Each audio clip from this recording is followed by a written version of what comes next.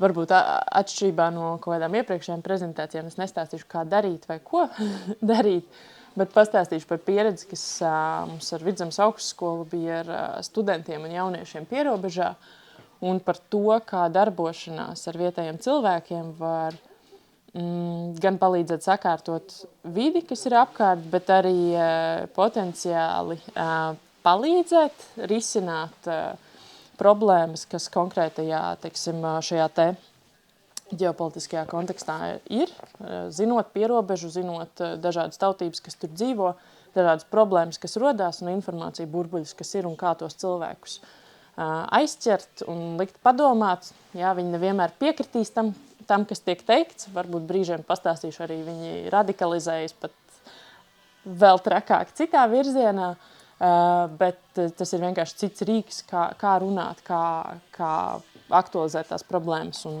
tam līdzīgi. Maija vidū mēs ar augstskolu organizējām vienas nedēļas darbnīcu Indrā, bet vispirms tādā nelielā ietvarā es izstāstīšu, kas tur rakstīts, nav varbūt tik jāmēģina izlasīt, atstāja pirmo vārdu angliski, bet latviski viņš teorētiski tulkojās kā kopējais, bet ideāli tulkojumi nav, tāpēc atstāja anglisko, bet mēs caur šo te darbnīcu, caur pētniecību paralēli, kas mums notiek, mēs mēģinām saprast, kā tās kopējais saprotot zināšanas, prasmes, atbildību vienam pret otru un tam līdzīgi, kā kolektīva rīcība liek pārskatīt mūsu izpratni par politiku, kultūru un ekonomiku. Attiecīgi caur šo te kaut kā kopā darīšanu, ko tas var palīdzēt, bet nedaudz plašāk pie konteksta.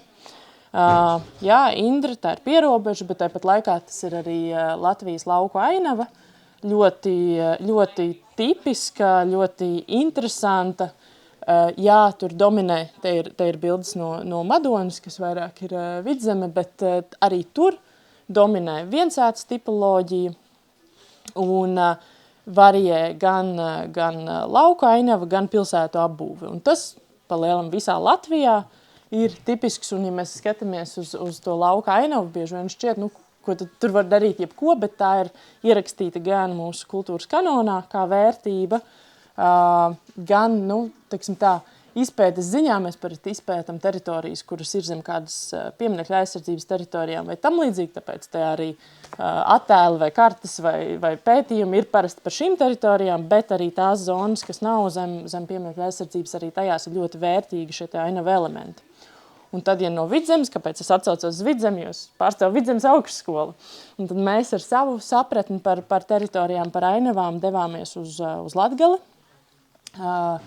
kur centāmies nevis pārnest to, ko mēs zinām, bet klausīties vietējos no tā, kā viņi izprot šīs teritorijas un ko mēs viņiem varam palīdzēt. Tas mērķis, ko mēs darām un pie kā mēs gribam pieķerties, ir, ka caur šo te lauku iztukšošanos, un te runājot par laukiem, ne tikai tur ir arī pietiekami blīvi apdzīvotas vietas, bet kopumā reģionu iztukšošanos kā tādu, mazinās arī šīs te kopienas, viņas sairst, un attiecīgi tas atstāja iespaidu gan uz zināšanām, gan uz izpalīdzēšanu viens otram, gan uz ainavu, jo iztukšojas ēkas, parādās pamestās vietas, un arī pazūd savā ziņā atbildība vienam pret otru, jo tie cilvēki, ko mēs zinām, ir aizvien tālāk un tālāk, un tas, ko mēs cenšamies darīt, tad ir tāpēc mēs dodamies uz to pierobežu, kur mēs kartē varam redzēt, kur tā vislielākā iztukšošanās ir bijusi, plus vēl šobrīd kara apstākļos vēl papildus elementi, kas šo teritoriju padara pietiekami sarežģītu.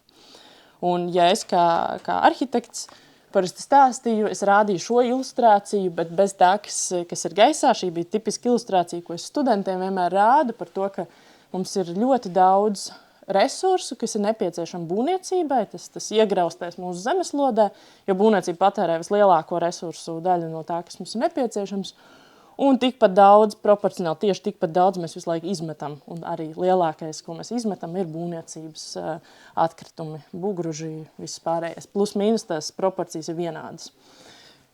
Tad ir klāt šis te vēl viens slānis un konteksts, kas ir gan iztukšošanās un pamestās ēkas un teritorijas, gan arī tas, ko, teiksim, karš konkrēti dara gan ainavām, gan teritorijām, gan apbūvētai videi. Un to nevar aizmirst, mēs nevaram runāt tikai par to, kā ilgtspējīgi būvēt ēkas. Tas šajā kontekstā varbūt nebūtu tas vienīgais elements, kas ir jāņem vērā, bet mums ir jādomā arī, kā darboties vidē, apbūvētajā vidē tā, lai potenciāli arī nodrošinātu mieru. Un mēs pētot, dodoties uz šejienu, mēs pētījām diezgan daudz no pieredzes Ukrainā, kur pirms 2014. gada viņi bija veikuši pētījumus, tad pēc tam, un tad pirms 22. gada, un pēc tam par tām problēmu teritorijām, kur šis vietējo iedzīvotāju informācijas burbuļu noslēgšanās uz Eiropu vai pret Eiropas vērtībām bija ļoti spraiga, un kā tas, kurās vietās šie cilvēki nāca kopā un ikdienā caur dažādiem procesiem paši uzturēja savu vidi, tikās ar kaimiņiem, viens otru rūpējās, atjaunoja savu vēsturisko mantojumu, pat vietās, kur tas varbūt, teiksim, padomju periodā bija iznīcināts, tad viņi to atjaunoja.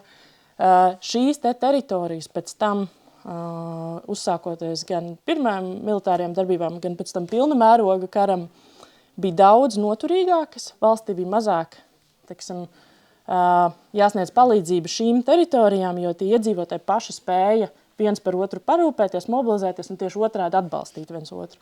Un arī, protams, daudz mazāk šo te gadījumu par valsts nodevību un tam līdzīgi. Un tad uz tās bāzes mēs sākām skatīties, kur ir kaut kādas vietas, kur ir teritorijas, kur ir kāds, teiksim, šīs te mūsu kontekstā, kur mēs varam vilkt paralēles. Un tā mēs nonācām, protams, ne jau konkrēti tieši Indra ir kā lielākā problēma, nē. Mēs uzrunājam dažādas vietas un skatījāmies, kur ir kaut kāda kopienas atsaucība, lai mēs varētu tur iet un sākt tā kā pakustināt to tēmu. Un Indra izrādījās tā vieta, kur cilvēkiem bija kādi vietējie līderi, kaut kādas darbības notika, bet tā sajūta bija nedaudz tomēr, ka viss iesprūst, mēs netiekam uz kaut kādām darbībām uz priekšu. Un mēs ziemā aizbraucām paskatīties un parunājāmies ar vietējiem par to, ko tad mēs viņiem varētu palīdzēt, ko mēs varētu darīt, jo atšķirībā no varbūt citām arhitektu darbnīcām vai tā, kur atnāk arhitekti, uzprojektē kaut ko un atstāja tai vietai, mēs negribējām tā darīt, mēs gribējām tiešām izdarīt kaut ko, kas tiem cilvēkiem ir nepieciešams un lai viņi konkrēti vada vairāk to procesu un mēs tikai pieslēdzamies, jo mēs esam no Vidzemes reģiona, mēs neesam no Latgales, jā, mēs pārzinām varbūt kaut kādas būvniecības metodas, pieejas tam līdzīgi, bet tas nav tas, ko mēs gribējām ar savām zināšanām, mēs tikai gribējām tā kā palīdzēt iekustināt procesus. Un mūs izveda pa dažādām vietām, kas ir gan šī vieta diezgan tuvu pilsētas centram, kaut arī varbūt no attāla tā neizskatās, bet tas ir pilsētas dīķis un viņu pludmale. Pašā centrā teritorija, kur ir šis baltais namiņš, kas ir sūkņēšanas ēka bijusi, bet šobrīd tā kā brūk kopā, bet tas ir centrālais laukums, kur cilvēki tirgojās un tam līdzīgi. Un īsti tā sajūta ir, ka viņi visu laiku ir uz tāda grausta fona savā ziņā, un tas viņus satrauc. Vēl viens pilskalns, kas ir padomju laikā pārvērsts par šaušanas pozīcijām, pēc tam atkal demontēts, bet faktiski tas kultūrvēsturiskais piemineklis, kas ir pilskalns, ir sabojāts caur to. Un tad te vēl no tās pilsētas pludmales, tā ir vieta, kur arī ir kaut kādā brīdī ir uzlikta infrastruktūra, bet trūkst gan līdzekļu, gan enerģiju, lai viņu sakoptu. Tagad šūpoles nav lietojamas, soliņi nopuvuši un tam līdzīgi, un cilvēkiem tā vieta patīk, bet neviens neuzdrošinās, neuzņem to iniciatīvu aiziet un tos pāris dēļas, teiksim, pats nomainīt vai tam līdzīgi. Bet vieta iemīļot. Un mēs tās visas vietas apskatījām, un tā oriģinālā doma bija, mēs izvēlēsimies vienu vietu, ar ko mēs darbosimies. Beigās mēs te ar 3 lietām darbojāmies, bet par to es pastāstīšu sīkāk. Bet tās 3 pieejas, kāpēc mēs beigās to izvēlējāmies, jo mēs sapratām, ka mēs labāk negribam izdarīt kaut ko ļoti lielu, bet labāk mazus solīšus, kur mēs no sevis nepienesam tik daudz, kā tikai iekustinam kaut kādas procesus, kaut kādas tās vietas. Un tad tā pirmā ikona reprezentē to, ka mēs tikai kaut ko sakārtojam un izmantojam tikai tos materiālus un resursus, kas ir uz vietas. Otrais ir par to, ka mēs radam jaunu vietu, bet kaut ko tādu, ko tie iedzīvotāji ir ļoti vēlējušies, un trešais ir par to, ka mēs tikai salabojam kaut ko ar to materiālu, kas mums ir pieejams. Mūsu procesā mēs centāmies nevis tikai mēs, kur studenti no dažādām valstīm sabraukuši un arī vietējie, nevis tikai mēs plānojam, projektējām un domājam, ko darīt, bet patiesībā viņi katru dienu devās ārā, pārvietojās par šīm vietām, runāja ar tiem cilvēkiem uz vietas un tā kā ar viņiem kopā mēģināja saprast, kas tad ir nepieciešams, kas ir izaicinājumi un kas ir raksturīgs šīm teritorijām. Un pēc tam kopā ar viņiem turp apakaļ atrast, kas tur ir izveidojums. Par materiāliem runājot. Nekur tajā kontekstā, kad es runāju par ilgtspējumu, to attēlu, ko es rādīju, nepazūd šis jautājums par materiāliem. Un tas, kas mums bija pieejams, mūs atbalstīja CLT profi ar saviem materiālu atgriezumiem, kas ir CLT materiāls, liels konstruktīvs materiāls, bet tie ir atgriezumi. Mums bija iespēja domāt, ko mēs varam izdarīt ar nesošām konstrukcijām, bet diezgan mazā izmērā. Tad ir vietējo iedzīvotājus pašu iniciatīvu no pamestajām ēkām glābti un vākti dažādi gan interjera elementi, fasāžu elementi, logu apdares, vēl viss kaut kas, ko viņi uztraucās, ka tas pazudīs, izzudīs un pie neviena nepaliks. Un vienā no pamestajām ēkām, kas agrāk ir bijis doktorāts, tagad ir arī pilnīgi tukša ēka, viņi vienkārši šajās telpās nes iekšā un vismaz zem jumta vāc šo te materiālu bez kaut kāda, pašu ziņā tālāka mērķa, bet tikai ar domu kaut kā to saglābt.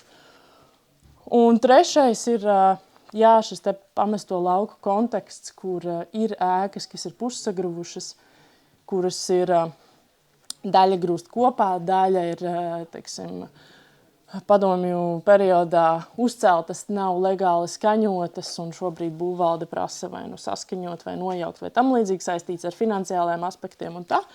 Un tad mēs piedāvājam tiem vietējiem, ja ir šī problēma, mēs varam palīdzēt kaut ko demontēt, sakārtot, un tad mēs pēc tam izmantojam arī to materiālu, lai kaut ko jaunu radītu viņiem visiem kopā. Tad tas ir tas materiāla kopums, ar ko mēs operējām. Un, protams, es nezinu, vai te ir kāds arhitekts uz vietas arī, kas klausās? Nē, labi. Jo, protams, man kā arhitektam lauku ainavā šķūņi un kaut kas ir ļoti, ļoti ikoniska lieta. Un, protams, ir sāpīgi redzēt, ka tas grūst kopā un to nevar atjaunot un īsti nav neviens, kam būtu nepieciešama tā atjaunošana, jo tajā vietā nav neviena. Tā ir tā realitāte. Tāpat laikā tā pieeja, ko mēs mēģinājām īstenot, ir, ka mēs tam materiālam, pat ja šī ēka nedzīvo tālāk, tad tas materiāls, kas ir kādus 100 gadus vecs vai pat vairāk brīžiem, viņš turpinās dzīvot kaut kādās citās vietās, konstrukcijās. Un vēl daļu no materiāla mēs paši izmantojām, bet lielu daļu mēs demontējām un vietējiem pagastam vienkārši sakrāvām skaisti pareizi koku materiālu uzglabāšanai un atstājām viņiem, lai tālāk, tad, kad viņiem kaut kas ir vietējai kopienai jāremontē, jāuzlabo, jāuzveic jauc, viņiem ir šis koku materiāls, ar ko to darīt. Un, te bija to dēļu atnaglošana un tam līdzīgi soļi. Bet tad pie katra objekta nedaudz vairāk pastāstot, ko mēs tur darījām. Oriģināli mēs bijām sapratuši, toreiz durvis bija ciet, ka namiņš ir pa lielam jāsakārto no ārpuses, un tad jau viss ir kārtībā, bet realitātē iekšā bija ūdens, un viss ir sabrucis, un cilvēks tur nevar laist un tam līdzīgi, un tas viss ļoti ātri pārvērtās sūknēšanas darbos un kaut kā tādā, bet tas ir reģions, tie ir atsaucīgi cilvēki, un tas ir vienkārši viena roka pacelta kanalizācijas mašīnai, kas brauc garām, kura ir spējīga uzreiz pieķerties, palīdzēt, izsūknēt un tam līdzīgi. Tas process notiek diezgan ātri un ir iespējams to visu sakārtot un ielikt jaunu grīdu, kas ir no viena no vēsturisko šķūņu durvīm vienkārši. Mēs pielāgojam tai zonai un tad pārnesās uz šo te pilsētas centru, uz viņu tirgus laukumu, kur tad šī te mazā būvīte funkcionēs, jo vietējie bija izdomājuši, ka viņi, kad ir šis te tirgus, grib arī no kādas vietas pasniegt savus gan ievārījumu, Indra ir ļoti zināma Latgalē ar saviem ievārījumu svētkiem, augusta 1. nedēļas nogalē. Attiecīgi viņiem ir šie ievārījuma tradīcijas un tad dažādi citi gan dzērieni, gan ēdieni, ko viņi grib pie šādas tirgošanās izmantot, un tad tā vieta viņiem palīdzētu uz svētkiem. Mēs sākām ar sakopšanu, domājam, nokrāsosim fasādi, būs sakopts. Nākamajā rītā mēs ar studentiem ieradāmies un vietējie ar šo te tehniku kaut ko darbojās. Mums nebija ne jausmas, kas tur notiek. Bet izrādās ar to, ka mēs jau tikām galā ar to ūdeni ēkas iekšā un sakārtojām lietas. Viņiem bija raduši iniciatīvu, ka viņi varētu sakārtot arī to teritoriju ārpusē. Tad mēs kādu laiku pavērojām un sapratām, ka mums ir tad jādara kaut kas tālāk, bet jāsaprot, ko viņi darīs. Un viņiem izrādās ļoti interesēja šie tie logu rāmji vecie un vēl kaut kas, un jā, no arhitekta skatu punkta nedaudz kičs, bet tas ir tas, kas nāca no viņiem. Un tad mēs pieslēdzāmies, paklausījāmies, ko tad viņi darīja. Tur bija vietējais traktorists, kundzītes, kas nāca garām un tipiskā aina, kur ir soliņš un tur ir vairāk kundzīšu nekā vietas, kas vēro šo te procesu. Un vēl pāris vietējie iedzīvotāji, kuri vienkārši pārnes vecu terasi no kaut kāda cita pasākuma, lai viņu liktu priekšā, pēc tam to, protams, satīrot un tam līdzīgi. Tad mēs pieslēdzāmies pie tā, ja šis jautājums ir par logu rāmjiem, tad, labi, ķersimies ar logu rāmjiem un šim te lietām, kas bija interesanti. Pēc tam pastāstīšu nedaudz vairāk tieši par šiem te cilvēkiem, kas mūs atbalstīja procesā, bet to pašās beigās. Bet te arī viens no vietējiem jauniešiem, jo ņemot vērā šos te dronu ielidojumus, viņiem skolā tajās dienās mācības nenotiek, tā kā kamēr mēs tur bijām, tie incidenti bija vairāki, tad attiecīgi tie vietējie jaunieši arī uz skolu nedavās un pie mums visu laiku pievienojās visā procesā un darbojās kopā. Un gala rezultātā pilnīgā improvizācijā kaut ko mēs darījām, kaut ko viņi. Mēs nezinājām, kas notiks nākamajā brīdī, kad mēs tur atnāksim, vai kad mēs no pusdienām atnāksim atpakaļ, vai tur kaut kas jauns būs parādījies. Man laikam te nav bilde, bet pēc tam lupatu deķīši parādījās, māla vāzes, vietējie ziedi, tur ir jau viena vāze, bet pēc tam parādījās vēl, un tas viss vienkārši turpināja augt. Iekšā tika sanestas dažādas vēl mēbeles atjaunotas un viskaut kās. Tā kā tas viss notika, tad ļoti mēs izdarām drusciņu, bet mēs klausamies, un mēs nesakam nē vai jā, pareizi vai nepareizi, mēs vienkārši tam procesam ļaujam notikt un viņiem sajust, ka viņi ar savu darbību var mainīt to vidi. Jā, mēs varbūt pieķērāmies pie tās pirmās krāsošanas un izsūknēšanas, bet īstenībā pārējais ir tā kā viņu pašu iniciatīva. Forši. Man arī liekas, ka diezgan forši. Tad otrais objekts ir par jaunas vietas radīšanu, bet tieši šajā te ģeopolitiskajā situācijā. Izrādās, ka Indras un Krāslavas novada iedzīvotāji ir ļoti aktīvi pārgājienu cilvēki. Viņiem uz pārgājieniem pieslēdzoties, kā Dagdas kultūras centrs, turisma informācijas centrs, mums teica, mazākos 20 cilvēki, bet 50 līdz 200 cilvēki iet pārgājienos. Kas ir tiešām viņi sabrauc no visa novada un dodās. Jā. Jā, ārkārtīgs apjoms. Un izrādās šī tiešām pārgājiena kultūra ir kaut kas, kas viņiem ļoti ir, viņi to iestartējuši kaut kādā brīdī, un tas ir aizgājis. Kā veids, kā viņi satiekās, tad visi sabrauc kopā un viens otru redz. Un Dagdā man kolēģi no biroja pirms gada sava bakalaura darba ietvaros bija radījusi skatu torni, kas arī bija viens no šiem punktiem uz pārgājienu maršrutu. Un te Indrā jau cilvēki bija dzirdējuši, Dagdā ir skatu tornis. Mums arī kaut ko vajag no pārgājieniem, jo mēs taču visi ejam. Un pārunājot tad pie lielākiem maršrutiem un individuāliem pārgājieniem vietiņa, kur nakšņot izžāvē drēbes vēl, un tad tas dīķa pludmale būtu tā ideālā vieta. Bet ir izaicinājums arī ar nelegālajiem imigrantiem un kā radīt vietu, kas ir patīkama, kur pārnakšņot, bet pārnakšņot vienu nakti, nevis palikt uz ilgu laiku. Tas bija sarežģīts process. Ļoti daudz reizes turp šurp, un vietējie iedzīvotāji visu laiku komentēja par to, vai tāda konstrukcija būs piemērota vēl kādam, no kā viņiem pēc tam būs jāveidās, vai ne. Ļoti, ļoti sarežģīts process. Nonācām pie ļoti dīvainas konstrukcijas, bet interesants, manuprāt, un funkcionē. Tur arī mums process bija interesants, pamatus. Sākumā bija viena forma, atstājām studentus uz brīdi uz teritorijā, lai viņi saliek pamatu akmeņus, un atgriezāmies, viņi bija uztaisījuši citu formu.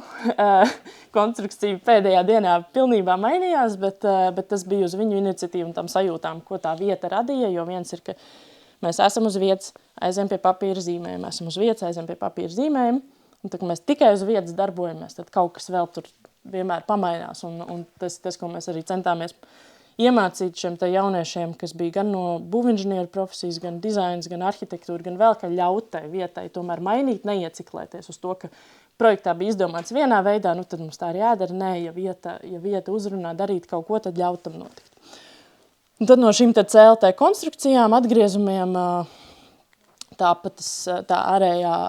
ārējā konstrukcija, liela puzle, un pēc tam tālākais darbs bija no tā, kas tika novērots ļoti tipiski novadā. Te paldies par pastāstīto manai kolēģei Martai Venterei, kā Latgales reģionā, ņemot vērā vēsturiski arī šo te esošo nabadzību, ļoti tipiski ir materiāla izmantošana diagonālē, kas nozīmē, ka materiālam nav jābūt tik garam.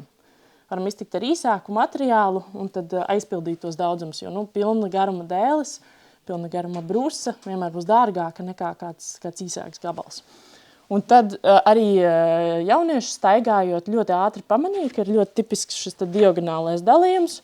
Mūsu gadījumā, kur materiāls arī nāca no visurienes, ko tik mēs spējām demontēt tajā tempā. Vieni skrūvēja, otri tikmēr demontēja kaut ko. Šis diagonālais raksts arī parādījās ļoti, ļoti daudz. Un te paldies tālāk nākamajiem viektējiem traktoristiem un tam līdzīgi, kas pieslēdzās un ātri piedāvāja gan palīdzību transportā, gan visur. Tā konstrukcija cauri visai Indrei tika izvesta un novietot ezerkrastā. Te, laikam, no otras puses neredzēs, bet pašās beigās man ir slaids. Var sakot, tie ir kā divi spārni, pa vidu var ieiet un novietots tā, lai vējš neķert iekšā, bet uz vienu pusi ir iespējams gulēt un uz otru, var sakot, divi cilvēki var nakšņot, vai hamoku var arī iekārt pa vidu vēl. Divus hamokus var pa vidu iekārt. Ļoti, ļoti maza, vienkārša konstrukcija, bet kaut kas tāds, kur tiešām tie vietējie visu laiku komentēja, un no jauniešu tādām ekstravagantām idejām viss ļoti, ļoti ātri piezemējās, bet vizuāli, es kā arhitekts vēl nebija tādu risinājumu redzējis īstenībā. Ja mēs runājam par nakšņošanu, pirmais, ko mēs domājam, ir lieli jumti un tā, un īstenībā mums šeit jumta nav, mums ir tikai sienas. Diezgan interesanti arī man pavērot, ko nozīmē runāt ļoti, ļoti cieši kopā ar vietējiem cilvēkiem un viņu problēmām, un tad pieslēgt cilvēkus, kas domā par dizainu un kas tad tur rodās. Un trešais, tie soliņi un galdiņš, jo mums bija šis CLT materiāls, un liela mēs vienkārši noņēmām tos dēļus, uzlikām pēc tam to CLT tajā vietā, un uz ātru galvu, paldies, ka mums ir jaunieši, kas strādā būvuzņēmumos un pēc darba dienas vēl atskrēja ar saviem instrumentiem un tikām vaļā arī no tām šūpolēm un atbrīvojām to vietu. Pēc tam, tagad ir mazāki galdiņi, bet tā kā vairākiem cilvēkiem, un tad tas skats pie dīķa, kur te ir gan šī te vieta, gan tā pasēdēšana. Un nobeigumā tāds neliels stāsts par tiem cilvēkiem, ko tas process, jo es minēju, ka tas bija gan šādā tieši, ko tā strādāšana kopā, ko tas nozīmē. Mēs nedēļu nobeidzām ar objektu atklāšanu, un mēs pie šiem objektiem nebijām. Mēs gājām kopīgā pārgājienā, bet ne uz šiem objektiem. Bet tikai, lai parunātos ar cilvēkiem, un sanāca, ka mēs gājām pa vietām, kur, protams, ne mēs, ne arī vietēji nebija bijuši. Izdevās tādas vietas atrast. Un tas pirmais piemērs ar to sakārtoto centru ēku bija ļoti strateģiski interesants, jo pašā pilsētas centrā. Tā ir vieta, kur arī abi veikali, viens vienā pusē, viens otrā. Tā ēka ir, attiecīgi, tie iedzīvotāji tur diezgan daudz apgrozās, sarunājās, piestāja, pajautā. Un, tā ikdienas sarunvaloda darbnīcas laikā bija daudz krieviskāka, nekā mēs varbūt sagaidījām. Nedēļas sākumā faktiski neviena vārda latviski, bet strādājot kopā, mēģinot kaut kā uzmanīgi tās tēmas varbūt necilāt, bet parādīt varbūt šo te pieeju par vides kopšanu, saglabāšanu, tam līdzīgi no cita aspekta. Nedēļas beigās mums gan vietējie jaunieši, gan vēl cilvēki, kas nevārdi nedēļas sākumā nevēlējās latviski runāt, runāja ar mums latviski. Jā, daži burtoja, daži tā, bet tā lēnā garā vienkārši viens ar otru, kas sadraudzējas, sajūt, ir iespēja pārkāpt pāri tām savām kaut kādām problēmām. Bet, protams, bija arī cilvēki, kurus tas izaicināja, un iesniegums policijā un tam līdzīgi arī zem šīs uzbrukums pret studentiem par runāšanu latviešu valodā. Un bija arī Ukrainas studenti gan par runāšanu latviski, gan ukrainiski. Un tas tā kā izprovocēja uz otru pusi, bet kas bija interesanti, ka caur šo te provokāciju pēc tam vēl papildus vietēji iedzīvotāji pieslēdzās atbalstīt, nāca katru dienu klāt, vai mums neviens neaiztiek, vai viss ir kārtībā. Un tie ir problēma cilvēki. Viņi paši gāja runāt un ar viņiem risināt un rīkoties ļoti, ļoti tādā proaktīvā manierē, ko viņi iepriekš, nedēļas sākumā nedarīja. Un kas mums šķita arī diezgan patīkami, viņi arī pāris, lietas no dokumentu skatu punktu šajos tematos paspēja sakārtot par to nedēļu, kas ir, tā kā ieguvums arī vietējai kopienai.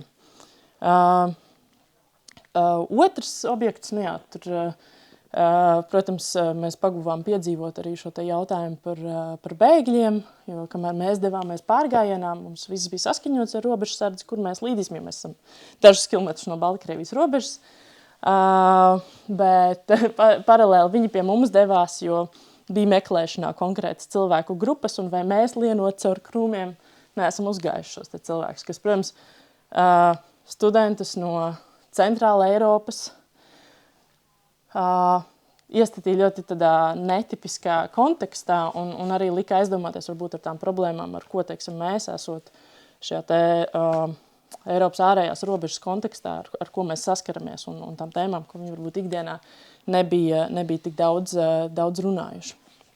Un,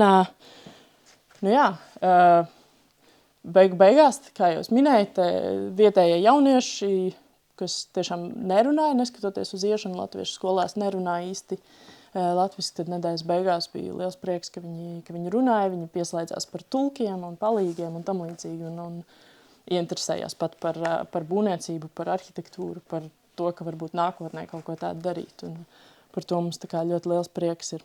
Un, te skats iekšā, ko es minēju par to. Ļoti vienkāršo nakšņošanas vietu, jo viņi teica, ka viņi paši pārguļot uz guļamajā uz paklājiņa, neko vairāk īpašu nevajagot, galvenais, lai ir tas patvērums no vēja un lietus. Kā tā. Paldies.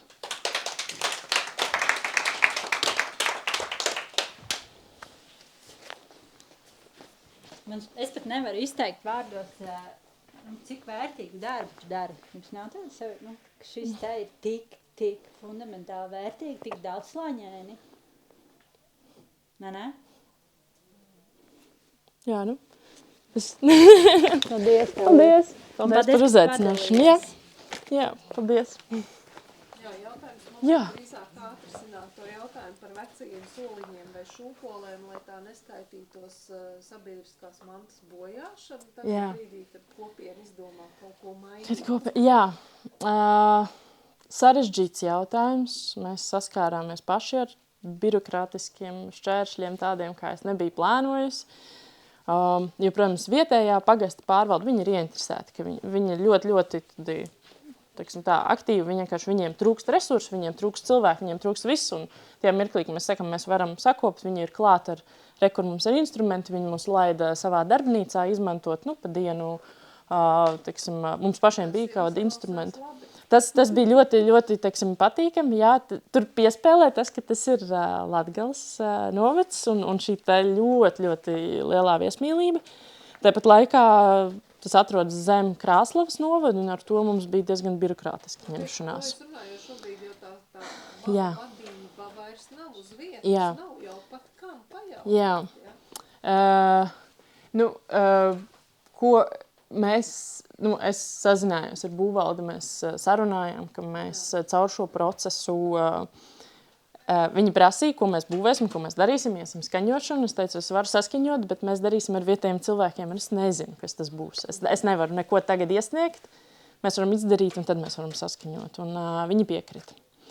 Un tad tagad pēc laiciņa mums ir nomērītas lietas, un es iesniegšu saskaņošu to, kas tika izdarīts, kas nav absolūti tāds likumdošanas ceļš, bet tas ir ņemot vērā šo teiksim, pretīmnākšanu, protams, zinot, ka ir vēl sakopt soliņi, var runāt, dēļu nomainīšana nav nekāds būvniecības process vai kas tāds.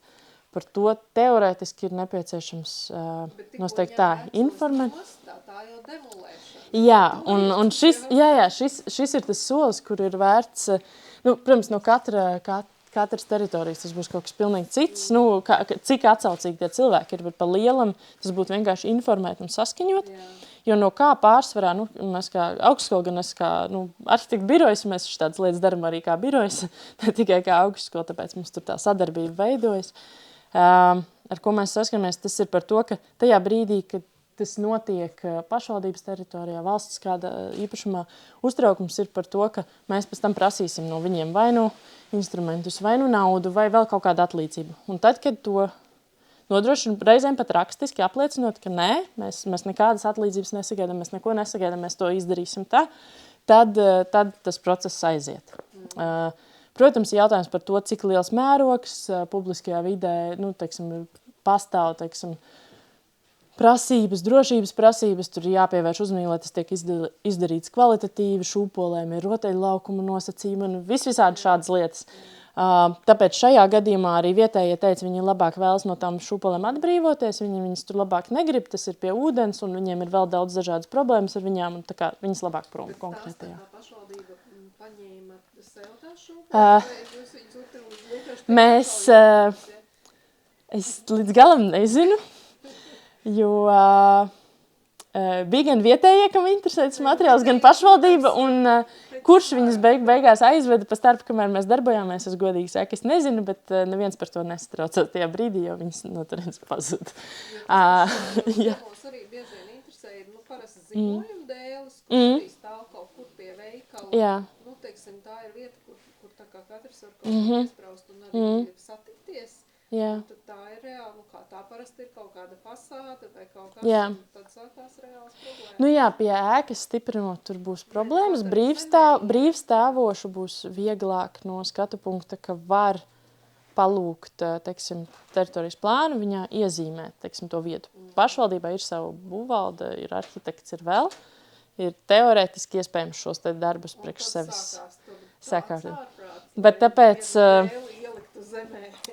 tāpēc ir tas, ko es saku, mēs ar augstskolu, esam uzņēmušies darīt, ka mēs caur studiju procesu, tad atrodam tās vietas, kur ir aktīva kopiena, un mēs varam kaut ko izdarīt, un ņemot vērā, ka mēs pasniedzēji esam gan būvinženieri, gan arhitekti, tad mēs varam palīdzēt arī tajā skaņošanas procesā un neprasīt par to neko, jo mums ir drusciņi uz sava rēķina un tam līdzīgi, bet faktiski palīdzēt caur to procesu. Tas ir tas mūsu, kamēr kaut kādas iespējas nav attīstītas, bet parādot... kas ir vajadzīgs, bet... Jā. Kā to? Jā, viņa ir tālu un ļoti tālu. Jā. Tad sākās, tas ir tik sarežģīti. Jā, tieši tā. Tā ir tā mūsu, es ceru pēc kaut kādiem ilgākiem procesiem, ka vienkārši mums ir pietiekami daudz arī to piemēru, ka mēs varam inicijēt kaut kādu pārmaiņu arī tajā likumdošanas procesā, kas ir par šādām te mazākām lietām, kas neatiecas varbūt uz privātu personām un saviem īpašumiem, bet kas attiecas tiešām uz pilsētvides sakārtošanas jautājumiem. Mums te ir sadarbības ar Free Rīga, kas ir Rīgā gan, bet uz šīm te pamestajām ēkām darbojas. Viņi arī, pamazām, viņi dara, iztestē lietas, kas varbūt ne obligāti uzreiz ir pareizākā metode, bet tad viņi atgriežas pie pašvaldības, pie ēku īpašniekiem un tad, teiksim, inicijē kaut kādas lietas. Mums ir ar augstskolu pieeja līdzīgi un ar biroju arī, mēs mēģinam patestēt, saprast caur kaut kādiem drusciņu caurumiem, robežām un tad nodefinēt, kā tad tas varētu strādāt. Un tad teiksim, mūsu atziņas mēs cenšamies nest tālāk, ja mums ir gan pētniecības projekti, gan sadarbības, gan ar pašvaldībām, gan ar ministrijām, gan vēl, un mēs mēģinam tad katrā tos graudus tā kā nest. Reizēm ir, protams, viens solis priekš, divus atpakaļ, bet, jā, kā gan citādi. Jā. Paldies. Paldies jums.